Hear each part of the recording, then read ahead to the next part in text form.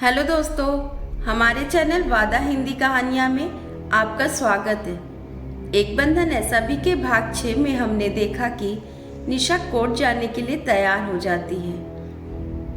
आज केस का पहला दिन है। निशा काफ़ी घबराई हुई है। सभी कोर्ट जाने के लिए तैयार हैं। रवि की माँ नहीं चाहती कि रवि ये केस लड़े। वो रवि को शुरू से ही मना करती रही, पर रवि ने उनकी एक न सुनी।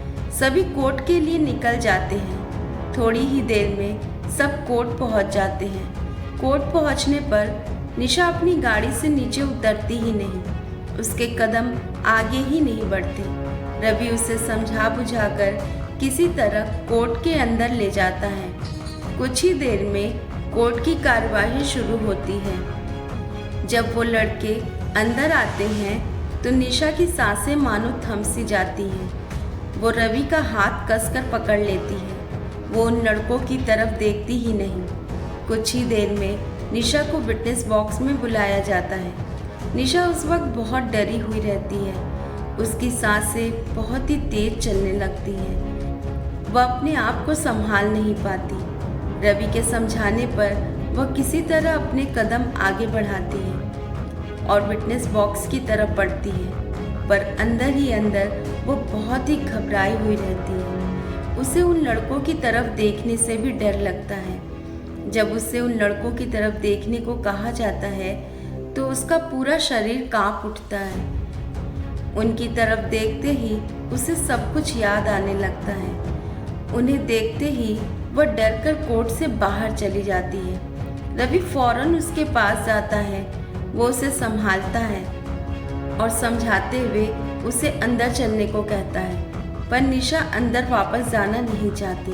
वो रवि से घर चलने के लिए कहती है। वो रवि से बार बार यही कहती है, मुझे घर जाना है, मुझसे नहीं होगा, मुझे घर जाना है, चलो यहाँ से चलते हैं, घर चलते हैं। रवि उसे बहुत समझाता है, मगर निशा कुछ भी सुनने को तैयार नहीं।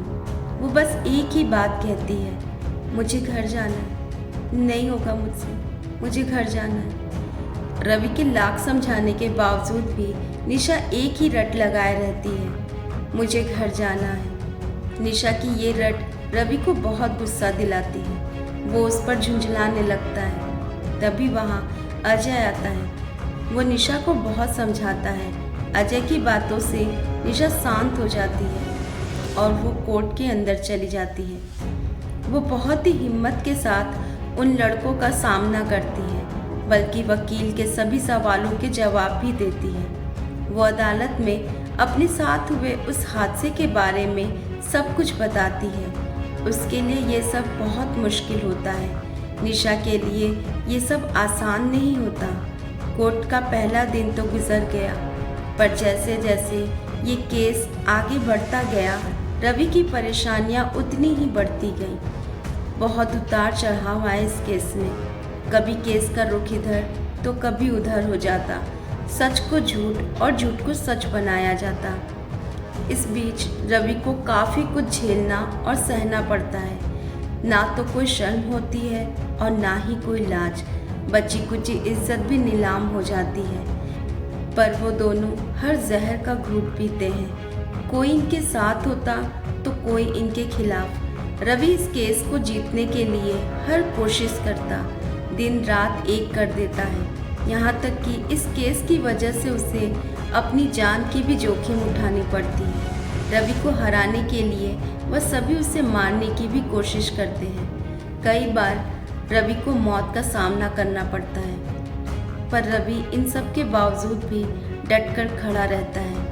वो उन्हें फांसी के फंदे तक पहुंचाने के लिए हर कीमत चुकाने को तैयार रहता है। हर न्यूज़पेपर, हर जगह यह खबर फैली रहती है। सबके होठों पर रवि और निशा का ही नाम होता है। इस केस को लेकर हर कोई अलग अलग कई तरीके की बातें बनाता है। कोई रवि और निशा के साथ होता है तो कोई इनके खिलाफ। इस केस की वजह से रवि और उसके परिवार को काफ़ी दिक्कतों का सामना करना पड़ता है। उन्हें लोगों से बहुत सी बातें सुननी पड़ती हैं। ये सब देखकर रवि की माँ बहुत परेशान रहती है। वह रवि से कई बार इस केस को छोड़ने के लिए कहती है, पर रवि उनकी एक भी नहीं सुनता।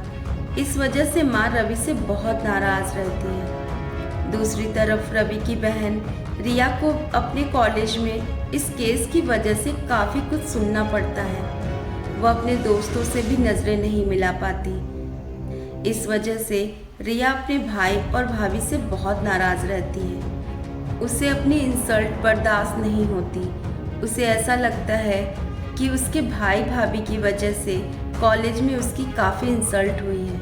वह यह समझती है कि रवि सिर्फ अपनी पत्नी के बारे में ही सोचता है। उसे किसी और की कोई परवाह ही नहीं। वह सिर्फ और सिर्फ अपनी पत्नी की ही परवाह करता है, जो कि रिया को ये देखकर बिल्कुल अच्छा नहीं लगता। इस केस में काफ़ी उतार चढ़ाव आते हैं। जितने भी सबूत अदालत में पेश किए जाते हैं उन्हें झूठा साबित कर दिया जाता है। कोई ठोस सबूत ना होने की वजह से ये केस बहुत उलझा नज़र आता है। रवि की हर कोशिश नाकामयाब होती नज़र आती है।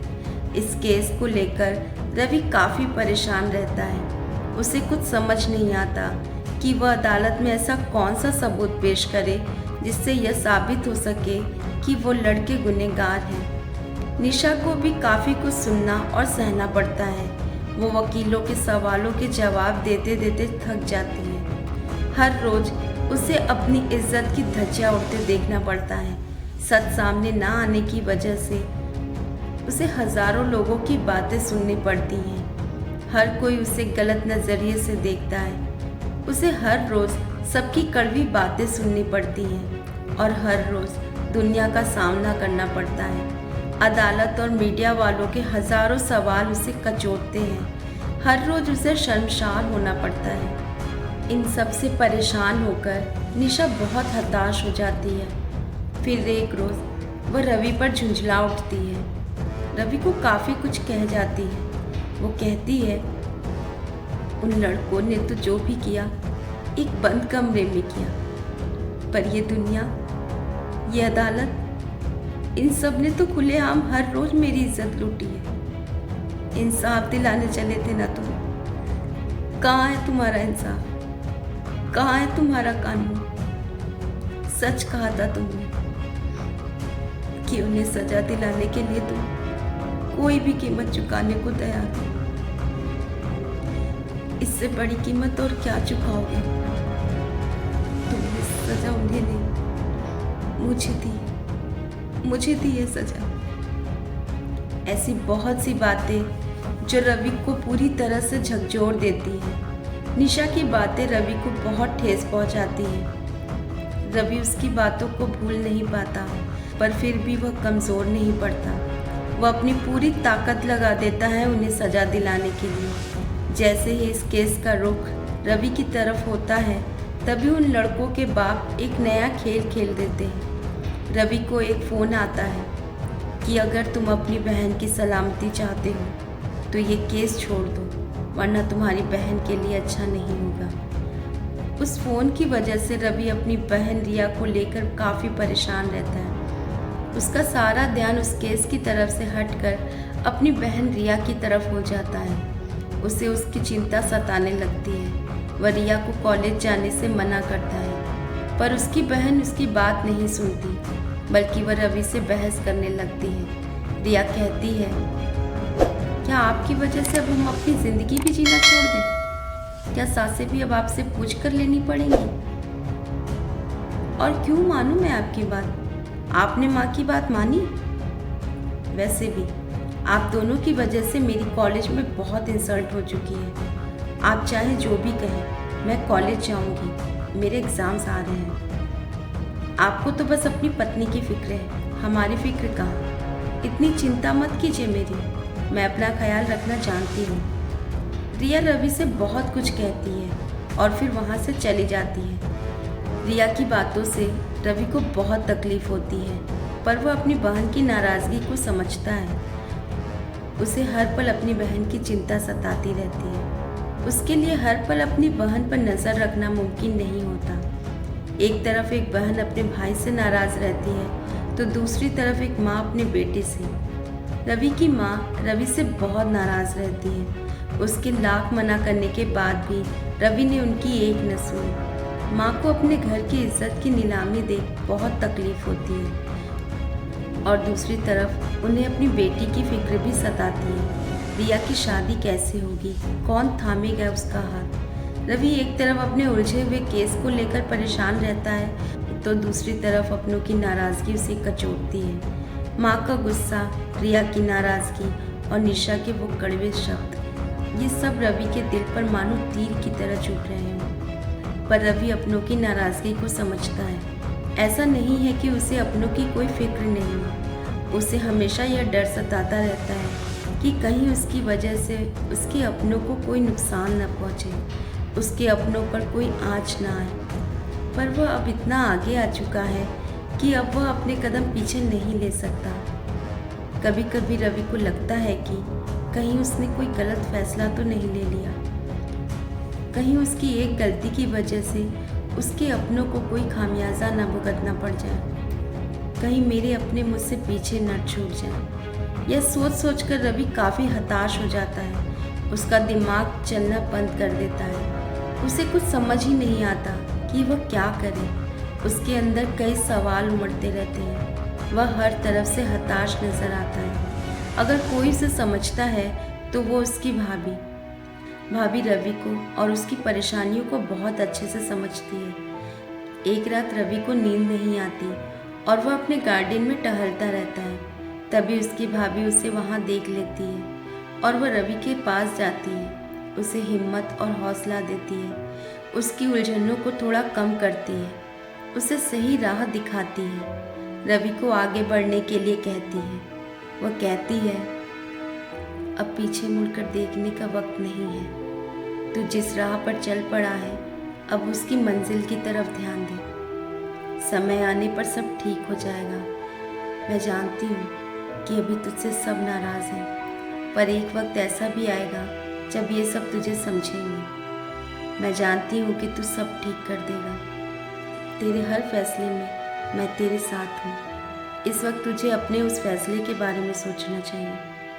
भाभी की इन बातों से रवि को बहुत हिम्मत मिलती है और वो सब कुछ भूलकर केवल अपने केस के बारे में सोचता है, उसकी तरफ पूरा ध्यान देता है। एक दिन अदालत के बाहर रवि और उन लड़कों के बीच हाथापाई हो जाती है। रवि अपने केस के सिलसिले में वकील से कुछ बात कर रहा होता है। दूसरी तरफ वह चारों लड़के निशा के करीब जाकर उसे धमकाते हैं और उससे उल्टी सीधी बातें करते हैं, जिससे निशा बहुत डरी हुई रहती है। अचानक रवि का ध्यान निशा की तरफ पड़ता है।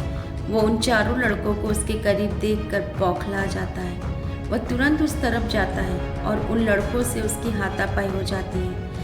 रवि गुस्से से बिल्कुल लाल रहता है। सभी उन्हें छुड़ाने लगते हैं पर रवि उन्हें छोड़ता ही नहीं। वह अपने आपे से बाहर हो जाता है। किसी तरह रवि के दोस्त उन्हें छुड़ाते हैं। सभी रवि को बहुत समझाते हैं। रवि फिर गुस्से में निशा को घर लेकर चला जाता है। रवि का गुस्सा देखकर निशा बहुत डर जाती है। रवि को अपनी बहन रिया की बहुत फिक्र रहती है, इसलिए वह उसकी निगरानी के लिए एक आदमी को उसके पीछे लगा देता है। यह बात किसी को भी पता नहीं रहती। वो आदमी हर वक्त रिया की निगरानी करता है। अचानक एक दिन यह बात रिया को पता चल जाती है। रिया अपने भाई पर और भी ज़्यादा गुस्सा करती है और वह गुस्से में रवि को बहुत कुछ बोल जाती है। वो रवि से और भी ज़्यादा नाराज़ हो जाती है। उसे यह बिल्कुल पसंद नहीं कि कोई उस पर नज़र रखे। रिया को लेकर माँ की चिंता को देखते हुए रवि विक्की को फ़ोन करता है। वो विक्की से रिया के बारे में कुछ बात करना चाहता है। विक्की को कहीं बाहर मिलने के लिए बुलाता है। रवि को ऐसा लगता है कि विक्की रिया को पसंद करता है और इसलिए वह विक्की से रिया के लिए उसका हाथ मांगना चाहता है, मगर उसे कुछ समझ ही नहीं आता कि वो ये बात विक्की से कैसे कहे। फिर भी किसी तरह हिम्मत कर वह विक्की से बात करता है। जब विक्की आता है तो रवि उससे कहता है कि मुझे समझ नहीं आ रहा कि मैं तुझसे ये बात कैसे कहूँ। पता नहीं ये वक्त इस बात के लिए सही है या नहीं। तभी विक्की रवि से कहता है, तेरे अंदर जो भी चल रहा है तू बेहिचक कह सकता है। अगर मैं तेरे किसी काम आ सकूं तो मुझे बहुत खुशी होगी। विक्की की बातों से रवि को बहुत हिम्मत मिलती है और फिर वो अपनी बहन के लिए उसका हाथ मांग लेता है। वो विक्की के सामने हाथ जोड़कर उससे कहता है, मेरी बहन का हाथ थाम ले। रवि की बात सुनकर विक्की थम सा जाता है। उसे कुछ समझ ही नहीं आता। वह कुछ पल के लिए खामोश हो जाता है। विक्की रवि से कहता है, ये क्या बोल रहा है तू, और ऐसे क्यों बोल रहा है? रवि कहता है, तू रिया को पसंद करता है ना? रवि की बात सुनकर विक्की को समझ ही नहीं आता कि वो रवि से क्या कहे। बस वो रवि से यही कहता है कि तुझे कैसे पता? रवि कहता है, ये ज़रूरी नहीं है कि मुझे ये कैसे पता। विक्की, तू रिया को पसंद करता है, मेरी बहन का हाथ थामेगा। विक्की रवि की घबराहट देखकर हाँ कह देता है। विक्की के हाँ कहते ही रवि उसके गले लगकर कहता है, तूने मेरा बोझ हल्का कर दिया यार। मैं तेरा कैसे शुक्रिया अदा करूं? तूने मुझ पर बहुत बड़ी मेहरबानी की है। मैं तेरा ये एहसान कभी नहीं भूलूंगा। रवि विक्की के गले लगकर रोने लगता है। विक्की से रवि की ये हालत देख ही नहीं जाती। विक्की रवि की परेशानियों से वाकिफ है और उसके हालातों से भी। विक्की ने रवि को कभी भी इतना मजबूर नहीं देखा। उससे रवि की हालत देखी नहीं जाती। बिना कुछ सोचे समझे विक्की ने रिया के लिए हाँ कह दिया। विक्की के हाँ कह देने से रवि सुकून की सांस लेता है। रवि विक्की से कहता है, पर यह बात किसी को पता नहीं चलनी चाहिए, खास तौर से रिया को, वरना वो अपने भाई को कभी माफ़ नहीं करेगी। विक्की रवि से वादा करता है कि ये बात किसी को पता नहीं चलेगी। रवि अपनी बहन की तरफ से थोड़ा निश्चिंत होता है तो फिर उसे अपनी माँ की चिंता रहती है, पर वह सोचता है कि जब सब ठीक हो जाएगा तो माँ की भी नाराज़गी दूर हो जाएगी और वो फिर सब कुछ भूलकर अपने केस की तरफ ध्यान देता है। तभी अचानक एक रात उन चारों लड़कों की बहनें रवि के घर पहुंच जाती हैं। आखिर वो लड़कियां रवि के घर क्यों आती हैं? ऐसी क्या वजह होती है जो उन लड़कों की बहनें रवि के घर पहुंच जाती हैं? दोस्तों, इसके आगे की कहानी हम अगले भाग में जानेंगे। कहानी में आगे बने रहने के लिए हमारे चैनल को सब्सक्राइब करें और अगर ये कहानी आपको पसंद आए तो लाइक और शेयर करें। धन्यवाद।